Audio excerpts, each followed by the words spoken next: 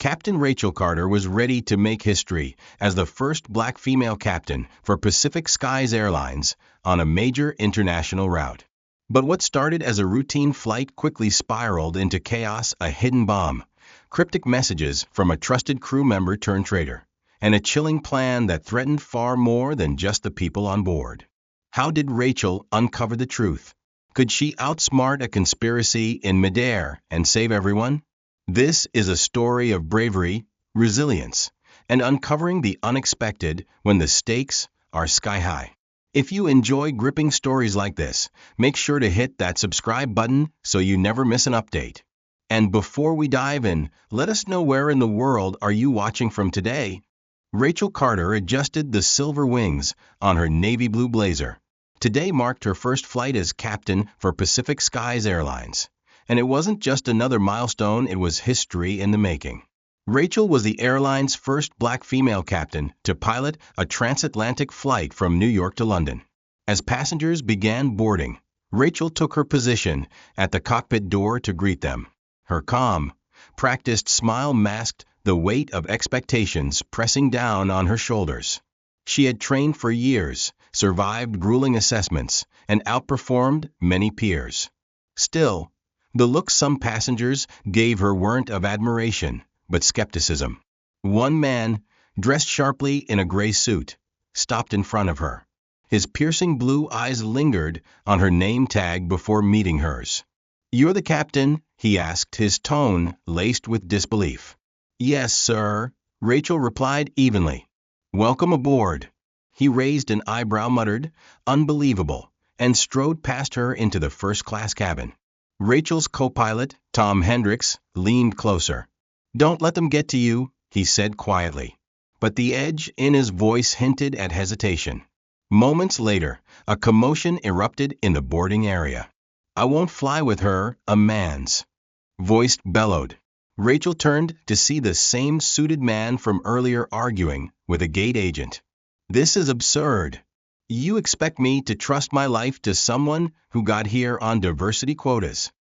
The gate agent looked helpless as other passengers began to murmur. Rachel stepped forward. "Sir," she said firmly, "I assure you, my credentials speak for themselves. I have thousands of flight hours and am fully qualified to ensure your safety." The man sneered. "Sure, sweetheart. Let's just hope affirmative action can keep the plane in the air." Before Rachel could respond, another passenger chimed in, a young woman with brown curls sitting in a wheelchair.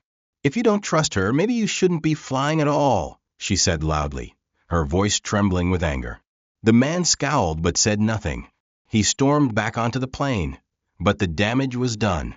Rachel could feel the weight of a dozen eyes on her, each filled with judgment, curiosity, or pity. As the plane prepared for takeoff, Rachel focused on her duties. Tom cleared his throat. "You okay?" Rachel nodded. "This isn't the first time. Let's just get them to London safely."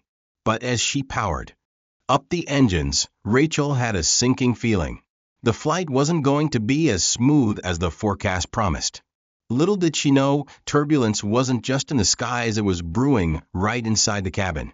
The cabin lights dimmed as the plane soared over the Atlantic, the hum of the engines a steady backdrop.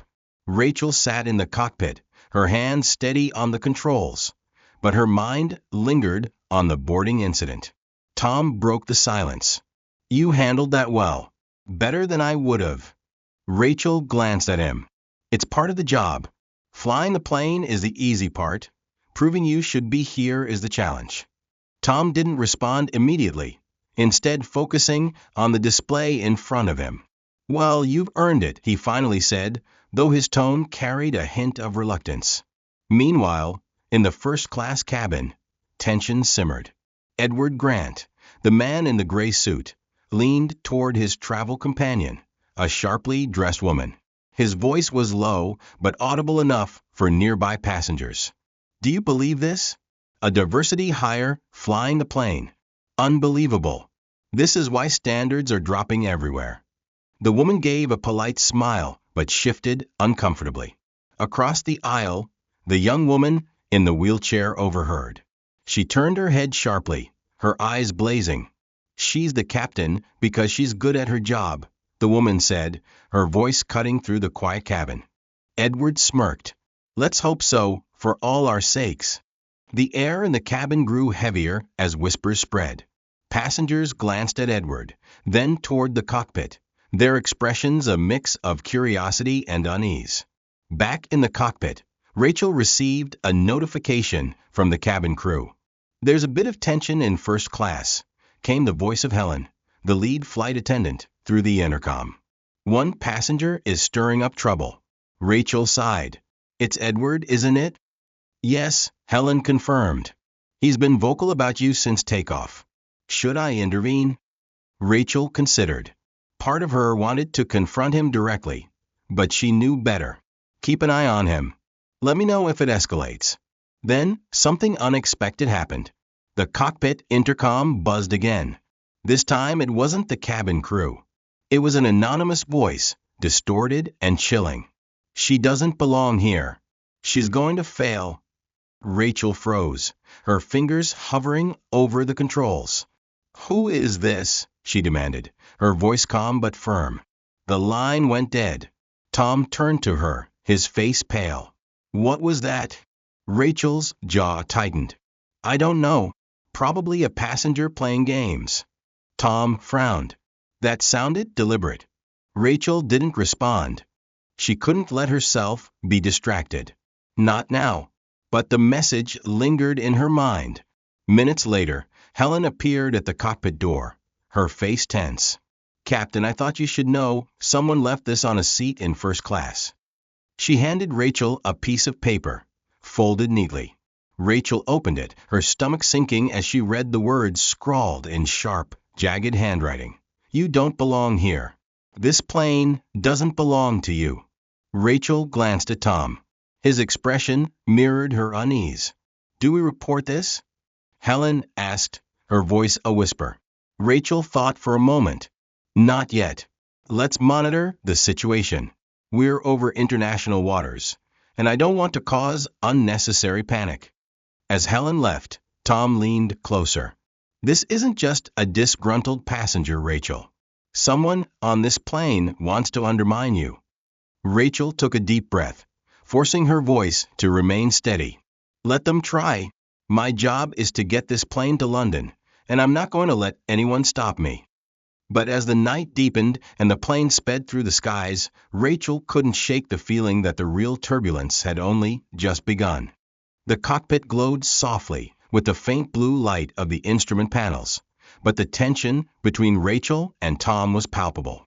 The anonymous voice on the intercom and the cryptic note had rattled them both, though neither dared to admit it outright. Rachel focused on the horizon displayed on the flight screen, her voice calm as she relayed routine updates to the air traffic control. The plane was cruising at 38,000 feet over the Atlantic. So far, no turbulence. "Everything's holding steady," Tom said, breaking the silence. "For now," Rachel replied, her voice steady, though a gnawing unease churned in her stomach. In the cabin, Helen was making rounds. Passengers had settled in for the long flight. Some watched movies, others sipped drinks, and a few were already dozing under soft blankets. But in first class, Edward Grant was still at it. "You'd think a company like Pacific Skies would hire the best," he muttered loudly to the man next to him. "Instead, they're more concerned about ticking boxes." His voice carried across the cabin, drawing disapproving glances from other passengers. The young woman in the wheelchair, Emily, couldn't stay silent any longer. "You've been complaining since we boarded," she said, her voice sharp. "Why don't you let her do her job?" Edward leaned back with a smirk. "We'll see if she can, won't we?" Back in the cockpit, the first warning came. A sharp beep pierced the air, and Rachel's eyes snapped to the control panel. A red light blinked rapidly. "Hydraulic system," Tom said, scanning the diagnostics. "Pressure's dropping in the secondary line." Rachel's hands moved swiftly, flipping switches and tapping screens. "Running a diagnostic now. It could just be a sensor error." But it wasn't. The system alert grew louder, and a new message flashed on the screen. "Hydraulic failure imminent." Rachel clenched her jaw. We've got a problem. If the secondary line goes, we'll lose control of the flaps and landing gear. Tom's face paled. What's causing it? We checked this before takeoff. Rachel didn't answer. Her mind raced through the possibilities. A mechanical failure and oversight during pre-flight checks or sabotage. The intercom crackled. Rachel pressed the button to speak. This is Captain Carter. We're experiencing a minor technical issue. There's no cause for alarm, but we'll keep you updated. She turned to Tom. Run a full system override. I need to know if this is isolated or connected to anything else. Tom nodded, his fingers flying across the controls. Diagnostics running. Give me a minute. Rachel glanced at the cockpit door, her thoughts returning to the note. Someone on this plane didn't want her here. Could they have tampered with the systems? The cabin wasn't as calm as Rachel's announcement suggested. Helen rushed to the cockpit. Passengers are starting to notice something's wrong, she said, her voice low. Edward's stirring them up again, saying you're not qualified to handle this. Rachel gritted her teeth. I don't have time to deal with him. Tell him to sit down and stay quiet. As Helen left, Tom's voice broke the tension. Got it. The problem's localized to the secondary hydraulic line. The backup system should hold, but if that fails, he didn't finish the sentence. Rachel nodded, her mind already forming a plan. We'll reroute pressure to the tertiary system. It's not ideal, but it'll keep us in the air. Just as they implemented the fix, another warning appeared. This time it was the navigation system. The coordinates displayed on the screen began shifting erratically. Rachel stared in disbelief as the plane's programmed route disappeared. What the hell? Tom muttered. That's not a glitch. Someone's messing with us. Rachel's blood ran cold. Get me the manual navigation override. Tom hesitated. You think it's sabotage? Rachel met his gaze, her voice firm. I don't think, Tom. I know. As she recalibrated the plane's route by hand, her thoughts turned dark. Whoever had sent that note and tampered with her systems was still on board. And they weren't finished yet. The cockpit's air felt heavier, laden with the tension of unanswered questions. Rachel recalibrated the plane's navigation manually, her hands steady despite the turmoil brewing inside her. Tom sat beside her, staring at the diagnostic screen, his face pale. The secondary hydraulics, the navigation system, this isn't random, Rachel said, her voice low. Tom exhaled slowly. You really think it's sabotage? Rachel nodded, her eyes narrowing. The timing is too perfect. And don't forget the note and the voice on the intercom. Someone on this plane doesn't want me flying it. In the cabin, the atmosphere was shifting. Helen moved swiftly down the aisle, her professional smile faltering under the weight of nervous glances from passengers.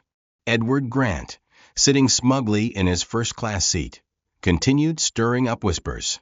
I'm telling you, Edward said loudly enough for others to hear, she's in over her head. First, there's a mechanical problem, and now navigation issues? This is why standards matter. Emily, the young woman in the wheelchair, couldn't stay silent. Why don't you just admit it, she said, her voice firm. You don't trust her because of how she looks. It's not about standards, it's about your prejudice. Edward turned toward her, his expression hard. I'm just saying what everyone else is thinking. Back in the cockpit, another alert flashed on the panel. Rachel frowned as the oxygen levels in the cargo hold began to fluctuate. It wasn't an immediate threat, but it was unusual. Tom, check the cargo bay logs, Rachel said, her voice clipped. Tom pulled up the data. There was a last-minute addition before takeoff, a priority shipment. Unusual for a flight like this. Rachel's stomach tightened. Who authorized it? Tom scanned the logs. It was signed off by Edward Grant. Rachel's head snapped toward him. The same Edward Grant sitting in first class? Tom nodded, his brow furrowed. Rachel pressed the intercom. Helen, I need you in the cockpit. Now. Moments later, Helen stepped inside, closing the door behind her. What's going on? Rachel gestured to the screen. Did you know about a priority shipment added before takeoff? Helen shook her head. No.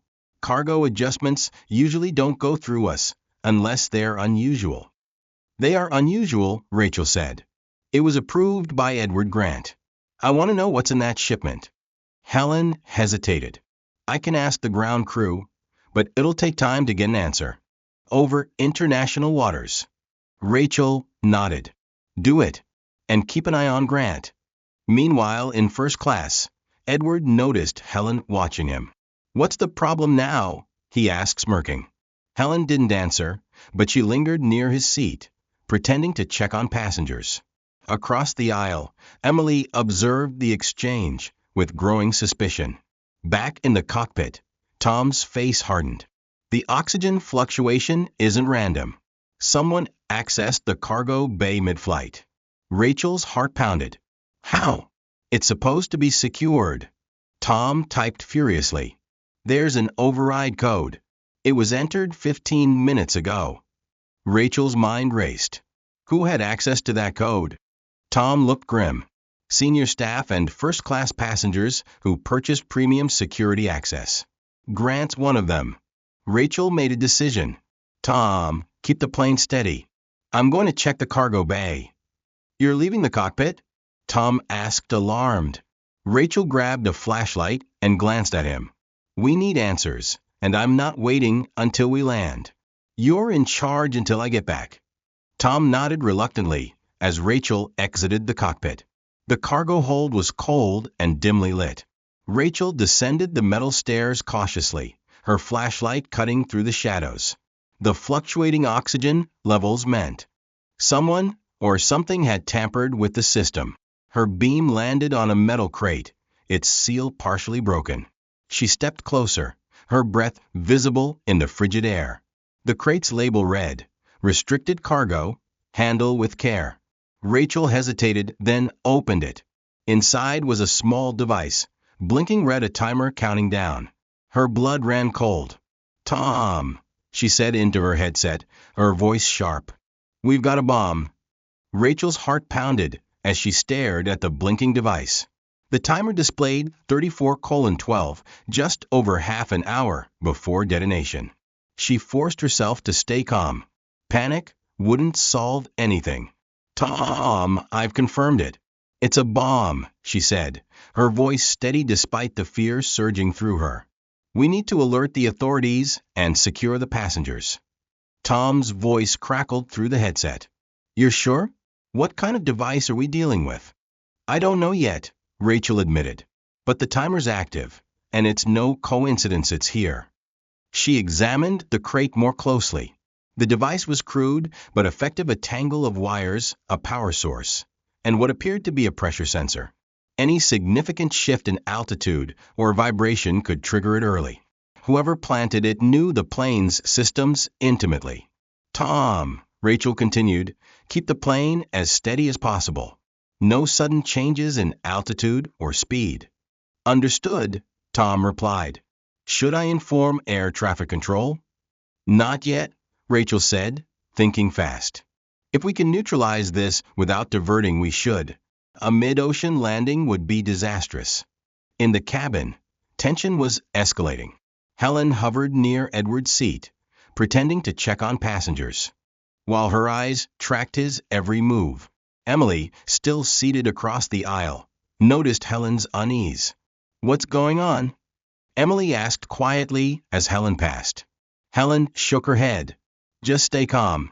Edward smirked, clearly enjoying the attention. You look nervous, Helen. Problems in the cockpit? Not at all, Helen replied, her tone curt. Edward leaned back, his smirk widening. Good. I'd hate to see incompetence ruin this flight. Rachel returned to the cockpit moments later. Tom turned to her, concern etched on his face. What do we do? Rachel placed the crate on the floor beside her seat, careful not to jostle it. First, we need to figure out who planted this. Second, we need to disable it. Tom stared at the device, sweat beading on his forehead. You've defused bombs before? Rachel shook her head. No. But I'm trained to stay calm under pressure. And right now we need calm more than anything else. The intercom buzzed. It was Helen. Captain, Edward's getting restless. He keeps asking questions and making comments about the cockpit's competence. Rachel's eyes narrowed. Keep him under observation. I need you to discreetly search his belongings. Helen hesitated. You think he's behind this? I don't believe in coincidences, Rachel replied. He authorized the cargo edition. Now he's stirring up trouble. That's too many red flags. Understood, Helen said, ending the call. As Helen moved to check Edward's luggage, Emily caught her arm. Is something wrong? Emily whispered. Helen hesitated, then leaned closer. Keep this quiet, but I think Edward's involved in something dangerous. Stay alert. Emily nodded, her face pale but determined. Back in the cockpit, Rachel studied the bomb. Tom, we need wire cutters. Tom opened the emergency toolkit and handed her the cutters, his hands trembling. How are we supposed to figure out which wire to cut? Rachel didn't answer immediately. Instead, she examined the device from every angle, searching for clues.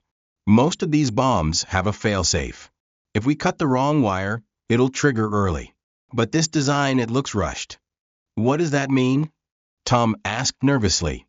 It means whoever built this wasn't a professional, Rachel said. We might have a chance. Helen's voice came through the intercom again. I searched Edward's bag. There's a laptop with encrypted files, but nothing directly linking him to the bomb. Should I confront him? Rachel shook her head. Not yet. Stay close to him. If he tries anything, notify me immediately. Understood, Helen replied. Suddenly, the cockpit door beeped. Someone was outside. Rachel and Tom exchanged wary glances. Who is it? Rachel called. It's Emily, came the young woman's voice. I need to talk to you. Rachel frowned, but opened the door. Emily wheeled herself inside, her expression urgent. I know who planted the bomb, she said, her voice trembling. Rachel's eyes widened. Who? Emily hesitated, then whispered, It wasn't Edward. It was Helen. Rachel stared at Emily, the young woman's words echoing in her mind. Helen, she repeated, her voice low but steady. Are you sure? Emily nodded, her hands gripping the armrests of her wheelchair. I saw her switch Edward's bag with another when he wasn't looking. She's been watching him, but it felt staged, like she wanted everyone to focus on him. Tom's jaw tightened. Why would she do that? Helen's been with the airline for years. She's one of the most trusted crew members. Rachel's thoughts raced. Helen had been calm under pressure, almost too calm. Her insistence on watching Edward and her hesitation when asked to search his belongings now seemed suspicious. Emily, Rachel said, leaning closer, why didn't you say something earlier? I wasn't sure, Emily admitted, her voice trembling. But when I saw her lingering near the cargo hatch before takeoff, it didn't feel right. She's hiding something. Rachel pressed the intercom. Helen, can you come to the cockpit for a moment? There was a pause before Helen's voice replied. Of course, Captain. I'll be right there. Rachel turned to Emily. Stay here. Don't say anything. Let me handle this. Emily nodded, her eyes wide. A moment later, Helen entered the cockpit. Her face was composed, but there was a flicker of something in her eyes, surprise, perhaps, at seeing Emily inside. Is everything all right? She asked smoothly. Rachel gestured to the co-pilot's seat. Take a seat, Helen. We need to talk. Helen hesitated but obeyed, sitting down slowly. What's this about? Rachel folded her arms, her voice firm. I want to know about the cargo. You said you didn't know what was in it, but Emily here claims she saw you near the hatch before takeoff. Helen's eyes flicked to Emily, her smile tightening. Captain, with all due respect, are we taking the word of a passenger over a trained crew member? I was ensuring everything was secure before departure as protocol demands. Rachel didn't flinch. Then explain why Edward's bag was switched. Helen's composure slipped, her lips parting slightly before she recovered. Switched? I didn't, Rachel interrupted. Enough. The truth, Helen. We've found the bomb, and the evidence is stacking against you. For the first time, Helen's mask cracked. Her smile vanished, replaced by a cold glare. You're smarter than I gave you credit for, Captain, she said, her voice low and sharp. Tom's hand hovered near the cockpit phone, ready to call for help, but Rachel held up a hand to stop him. Why? Rachel asked, her tone calm but commanding. Helen leaned back in the chair, her expression unreadable. Because this airline represents everything wrong with the system. They claim to promote diversity and equality, but it's all a facade. And you're their poster child, Rachel. The perfect example of progress. But I know the truth, you're just as trapped as the rest of us in their game. Rachel's grip on the armrest tightened. So, you decided to put innocent lives at risk to prove a point? Helen shrugged. Sometimes, change requires sacrifice. And you, she gestured at Rachel, you're part of the system that needs to crumble. Emily spoke up, her voice shaky but determined. You're wrong. She's here because she's earned it. You're just using her as an excuse for your own bitterness. Helen's eyes narrowed. Stay out of this, little girl. You don't understand how the world works. Rachel stepped forward, her voice rising. This ends now. Where's the detonator? Helen's smirk returned. You think I'm stupid enough to carry it? It's set to go off automatically. Tom's eyes darted to the timer on the bomb, now reading 1846. Rachel, we're running out of time. Rachel grabbed Helen's arm. Who are you working with? Is there anyone else on this plane? Helen laughed coldly. Figure it out yourself, Captain. Let's see if you're as good under pressure as they say. Rachel didn't hesitate. Tom, lock her in the storage compartment, she ordered. Tom nodded, grabbing Helen by the arm as she resisted. You're making a mistake, Helen spat as she was dragged from the cockpit. When Tom returned, Rachel was already back at the bomb. We'll deal with her later. Right now, we have a device to disarm. Emily rolled closer, her face pale. What if she wasn't lying? What if it's designed to detonate no matter what we do? Rachel glanced at the young woman, her jaw tightening. Then we'll outthink her. She's smart, but she underestimated one thing. What's that? Emily asked. Rachel's eyes burned with determination. Me. The cockpit was suffused with tension as Rachel stared at the blinking timer. 17:32. The seconds ticked away, a relentless reminder of how little time they had left. Tom stood by the door, glancing nervously between Rachel and the crate containing the bomb. Do you really think you can disarm it? Rachel didn't answer immediately. Her eyes scanned the device again, searching for clues. The crude design suggested an amateur's work, but the stakes made every decision life or death. I don't think, Tom. I have to. Emily, still seated nearby, gripped the armrests of her wheelchair. If Helen's the one who planted it, do you think she gave us any hints? Rachel glanced at her. It was a good question. People like Helen don't act without leaving a trail. She wants to be seen as smarter than everyone else. There's always a tell. Helen, locked in the storage compartment, wasn't staying quiet. Through the intercom, her voice crackled with venom. You think locking me up solves anything? That bomb's going off, and there's nothing you can do to stop it. Rachel pressed the button to cut her off. She's trying to rattle us, she said firmly. Focus. Tom shifted uneasily. Even if she's bluffing, we're running out of time. Should we notify air traffic control? Rachel shook her head. Not yet. If we divert or attempt an emergency landing, we risk setting off the pressure sensor. We handle this here. Rachel inspected the wires more closely. The bomb was simple in structure, but contained a critical complication, a tamper sensor connected to the countdown mechanism. If the wrong wire was cut or too much force was applied, it would trigger an immediate detonation. This isn't just a timer, Rachel muttered. It's designed to detect interference. Helen didn't want us to have any easy outs. Tom crouched beside her, pointing at a small section of the device. What about this bypass relay? If we interrupt the current here, it might stop the countdown without triggering the sensor. Rachel nodded slowly. It's possible. But if we're wrong, Tom swallowed hard. Then we don't have to worry about the landing. Emily spoke up again, her voice trembling. What about the cargo log? If she tampered with the bomb, she might have logged something specific to give herself an advantage. Rachel's eyes lit up. Good thinking. She opened the cockpit computer and accessed the manifest. Scrolling through the entries, she stopped at a line marked in bold. Special delivery. Secure handling required. The description was vague, but the initials next to the entry caught her attention. H.M. Helen Monroe, Rachel said aloud.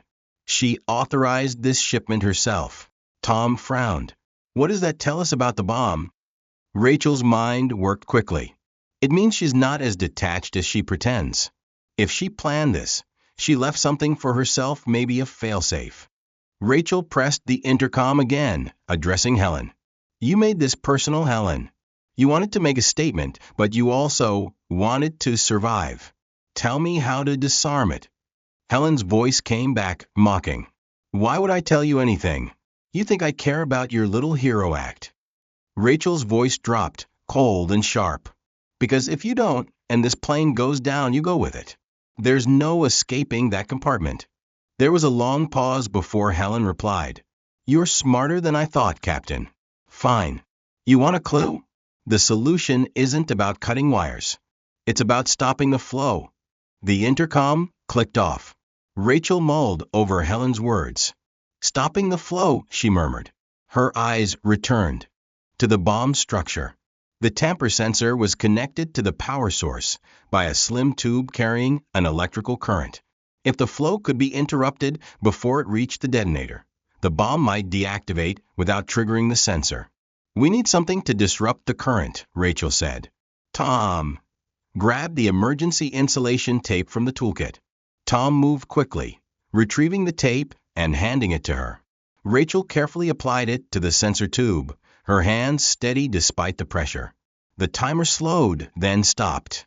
Rachel exhaled sharply as the blinking numbers froze at 8:12. She slumped back, her heart pounding. Tom let out a nervous laugh.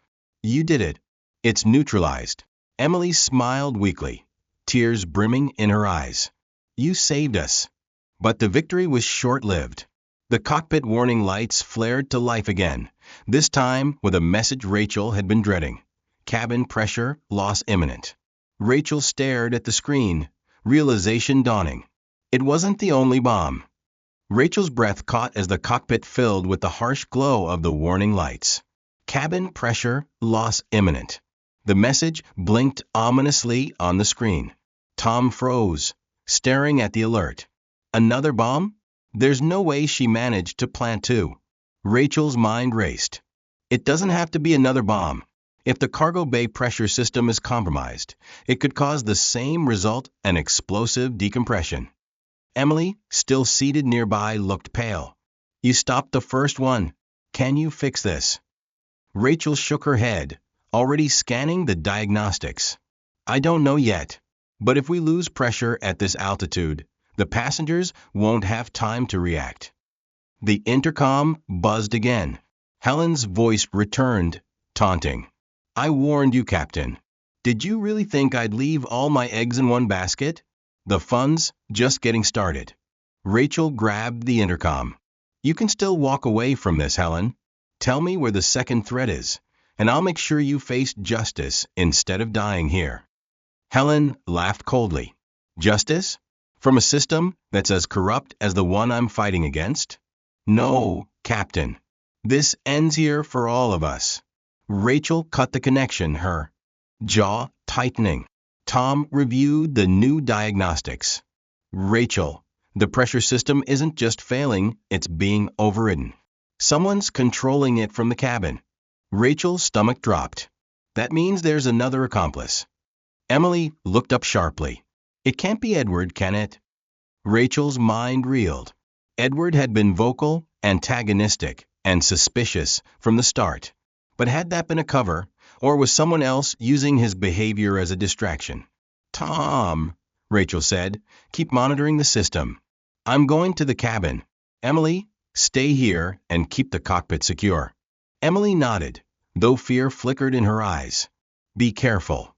Rachel stepped into the cabin, her sharp eyes scanning the rows of passengers. Most of them were oblivious, engrossed in movies or sleeping. But in first class, the tension was palpable. Helen's earlier behavior had clearly sown unease. Edward Grant sat in his seat, sipping a glass of whiskey. His gaze met Rachel's, his smirk unchanged. Captain, he said smoothly, how nice of you to join us. Problems in the cockpit? Rachel ignored him and turned to Helen's seatmate, a quiet man in his 50s who had been keeping to himself. Sir, can I see your carry-on bag? The man blinked in surprise. My bag? Why? It's a precaution, Rachel said, her tone firm but not aggressive. Edward interjected, his voice dripping with sarcasm. Oh, so now you're accusing other passengers of sabotage? This just keeps getting better. Rachel shot him a warning glare. Stay out of this. The man handed over his bag, and Rachel quickly searched it. Nothing suspicious. She moved on to the next passenger. As she approached Edward's seat, Helen's voice rang out over the intercom again. Tick-tock, Captain. You're running out of time. Maybe you should focus less on the passengers and more on what's right under your nose. Rachel froze, her eyes narrowing. Under my nose, she murmured. Her gaze shifted to the control panel near the front of the cabin, the one used by the flight crew for basic adjustments, like lighting and announcements. She marched to the panel, scanning its settings. Something was off. One of the control switches was locked in an unauthorized position, rerouting oxygen levels. This is it, Rachel muttered. Helen's accomplice wasn't a passenger, it was technology. The panel had been programmed to slowly lower cabin pressure, mimicking a mechanical failure. Helen must have overridden it before takeoff. Knowing the blame would fall on Rachel if things went wrong, Rachel's hands moved quickly, resetting the controls and disabling the override. The cabin pressure warning disappeared from the cockpit screen. Back in first class, Edward clapped slowly. Well done, Captain. You've managed to fix one of Helen's messes. But if you think that's the end of it, you're naive. Rachel stared him down. I don't have time for your games, Grant. What do you know? Edward leaned back, his smirk fading into a dark grin. Enough to know that Helen wasn't acting alone. And her little tantrum isn't even the biggest problem on this plane. Rachel's stomach sank. What are you talking about? Edward leaned forward, lowering his voice. The bomb in the cargo hold? It wasn't meant for this flight. It was meant for the next one to London, carrying international diplomats. Rachel's heart raced. You're lying.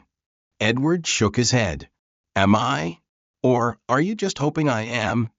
Before Rachel could respond, the intercom buzzed again. Helen's voice was softer now, almost resigned. You'll never make it to London, Captain. But if you're lucky, you might save your passengers. Tick-tock. Rachel returned to the cockpit, her mind racing. Edward's words had planted a seed of doubt, and Helen's cryptic warning loomed large. What now? Tom asked as she re-entered. Rachel sat down, her expression grim. We need answers, and fast. If Edward's telling the truth, we're dealing with something much bigger than sabotage. Rachel sank into her seat, her mind racing with possibilities. The cockpit felt oppressively small as the weight of Edward's words settled over her. If the bomb wasn't meant for this flight, but for the next one carrying international diplomats, then Helen's actions were just the start of a larger conspiracy. Tom, Rachel said firmly, run a full check on the flight logs for tomorrow. See if there are any scheduled flights that fit what Edward described. Tom's fingers moved swiftly across the controls, pulling up the airline's internal schedule. Moments later, he stiffened. Here it is. Flight 284. London to Geneva. It's scheduled to transport several high-profile officials attending a global summit. Rachel's stomach sank. When does it depart? 8 hours after we land, Tom said grimly. Helen must have planned to disembark and let the bomb detonate on the next flight. Emily, still seated nearby, spoke up. If she wasn't planning to stay on this flight, why did she set the bomb for now? Rachel nodded. Good question. Either she panicked or there's something we're missing. The intercom buzzed again. Helen's voice was colder now. So you figured it out. Congratulations, Captain. But you're too late. This flight was just a warm-up. The real impact comes later, and there's nothing you can do to stop it. Rachel grabbed the intercom. You're wrong, Helen. We've already disarmed the bomb and restored the cabin pressure. Whatever plan you had, it's over. Helen chuckled darkly. Do you think I'm stupid, Carter? The bomb wasn't the only failsafe. You're still flying into a trap. Rachel muted the intercom and turned to Tom. She's bluffing. Check the diagnostics again. Make sure there's nothing else we've missed. Tom hesitated, his face pale. What if she's not bluffing? What if there's something we don't even know to look for? Rachel clenched her fists, forcing herself to focus. Then we'll find it. We don't have a choice. In first class, the tension was mounting. Edward sat calmly, watching the other passengers grow restless. Whispers filled the air as people began to sense that something was wrong. Emily wheeled herself into the aisle, her voice firm. Everyone stay calm. The captain has everything under control. Edward smirked. Do they? Or is she just keeping you in the dark? Emily turned on him, her voice rising. Why are you even here? You keep stirring things up, but you haven't done anything to help. Edward leaned forward, his eyes narrowing. Because I know what's really at stake. And trust me, little girl, you don't want to know the full story. Rachel and Tom worked frantically in the cockpit. The diagnostics came back clean, but Rachel's instincts told her there was still something they were missing. She thought back to Helen's words. You're flying into a trap. Tom, she said, check the flight path again. Is there anything unusual about our route? Tom frowned, pulling up the navigation data. No deviations. We're on track to London. Rachel stared at the map, her mind racing. Then it hit her. What about the airspace? Are we crossing any restricted zones? Tom's eyes widened as he checked. Yes. Over the Atlantic, there's a no-fly zone near a military testing area. If Helen tampered with our transponder, Rachel finished his thought. We'd appear as a hostile target. She grabbed the intercom and addressed the passengers. Ladies and gentlemen, this is your captain speaking. We're adjusting our flight path as a precautionary measure. Please remain seated with your seatbelts fastened. In the cabin, Edward's smirk faltered. Adjusting the flight path? Clever, he muttered under his breath. Rachel turned to Tom. Recalibrate our transponder signal to ensure we're broadcasting as a commercial flight. If Helen altered it, we'll correct it now. Tom nodded, his hands moving swiftly over the controls. After a tense moment, he said, Done. Signal is clean. Rachel exhaled, but remained on edge. Helen wanted us to fly into restricted airspace, triggering a military response. That's why she set the bomb to go off here. She needed chaos to keep us from noticing the bigger picture. Emily's voice came from behind her. But you caught it. You stopped her. Rachel glanced back at the young woman, her expression grim. For now, but we're not out of the woods yet. As the plane continued its adjusted path, the intercom buzzed one final time. Helen's voice was barely audible, her tone resigned but defiant. You think you've won, Captain? This is bigger than you. Bigger than me. You're just a cog in a machine. And when it all falls apart, remember I warned you. Rachel muted the intercom, her focus sharp. Tom, alert air traffic control. We need authorities waiting for us when we land. This isn't just a flight anymore, it's a crime scene. Tom nodded, relaying the message as the lights of London appeared on the horizon. The descent was steady, but the tension lingered. Rachel's hands gripped the controls as the plane touched down smoothly on the runway. Applause erupted from the passengers, but Rachel felt no relief. On the tarmac, a swarm of police and investigators awaited them. Helen was escorted off the plane in cuffs, her defiant smirk never fading. As Rachel stepped out of the cockpit, Edward stood near the exit, watching her closely. "Well done, Captain," he said, his tone laced with ambiguity. "But this isn't over." Rachel met his gaze, her voice firm. "It is for now." The flashing lights of emergency vehicles bathed the tarmac as passengers disembarked under the watchful eyes of law enforcement. Rachel stood at the edge of the jet bridge, her uniform damp with sweat, but her posture unyielding. She had brought the plane safely to London, but the weight of the night's events clung to her like a shadow. Helen was led away in handcuffs, her head held high, a faint smirk playing on her lips. The officer walking beside her asked, "Why'd you do it?" Helen's eyes flicked back to Rachel, who was watching from a distance. "Ask your perfect Captain Carter. She's part of the reason why." Edward lingered near the terminal exit. As Rachel approached, he raised his glass whiskey from first class he had somehow smuggled out and gave her a mock toast. "Congratulations, Captain. You beat the odds tonight." Rachel stopped in front of him, her jaw tight. "If you know more than you've told me, now's the time." Edward chuckled, but his expression darkened. "Oh, I know plenty." Helen's little rebellion was just the tip of the iceberg.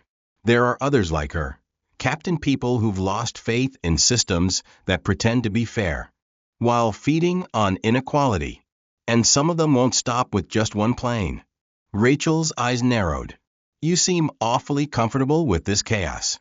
"I'm not the villain here," Edward replied, his tone almost bored. "I'm just a man who understands the game better than most." "You're good, Rachel, but you're playing on a broken board." She stepped closer, lowering her voice.